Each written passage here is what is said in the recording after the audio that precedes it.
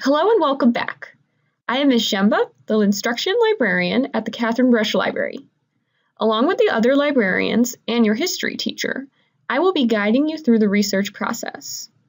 Feel free to contact any of us if you have questions. This is the first video of Module 3 for the World History Research Project.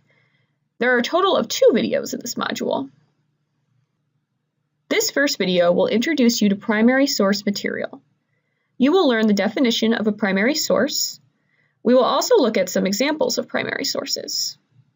Finally, I will outline some defining questions to ask about primary sources in order to analyze them effectively. As in the previous modules, you will answer several review questions while watching the videos. These questions will test your understanding of the material presented. Your instructor will see your responses and monitor your viewership through Edpuzzle. Many of you have studied primary sources previously in your history classes. How would you define a primary source? Take a minute and brainstorm a definition or traits of primary sources.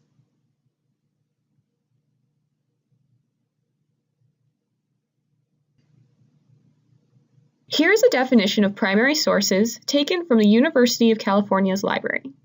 Primary sources were either created during the time period being studied or were created at a later date by a participant in the events being studied, as in the case of memoirs, and they reflect the individual viewpoint of a participant or observer.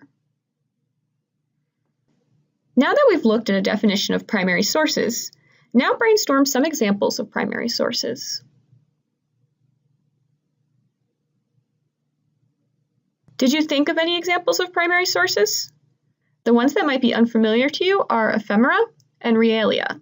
Ephemera are paper items that are transitory or ephemeral, meaning that they are not designed to be preserved as part of the historical record.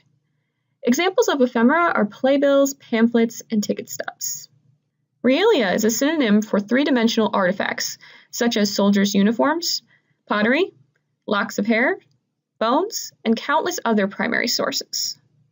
Historians often spend a great deal of time analyzing objects as well as documents.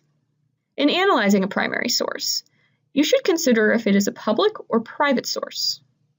A public source was published and intended for a wide audience, such as a newspaper article or a speech.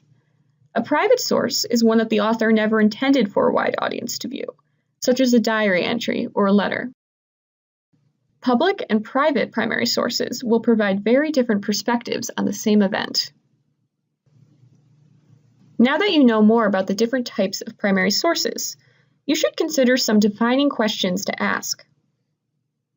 How does the author know details about the event? Did the author witness the event firsthand or learn from other sources? From what evidence does he or she draw conclusions? You must critically assess the author's bias when evaluating primary sources. Bias will be more readily apparent in primary sources intended for private audiences, such as letters or diaries, than in primary sources intended for public audiences, such as newspapers. However, keep in mind that all sources have bias regardless of their intended audience. Just think of various modern news outlets that betray a strong bias. For instance, the New York Times and MSNBC have a liberal bias, whereas Fox News and the Wall Street Journal have a conservative bias. This concludes the first video of Module 3. Now that you know the traits of primary sources, you're ready to move on to the next tutorial in which you will learn how to find primary sources. Remember to answer the review questions that will come up in just a few seconds.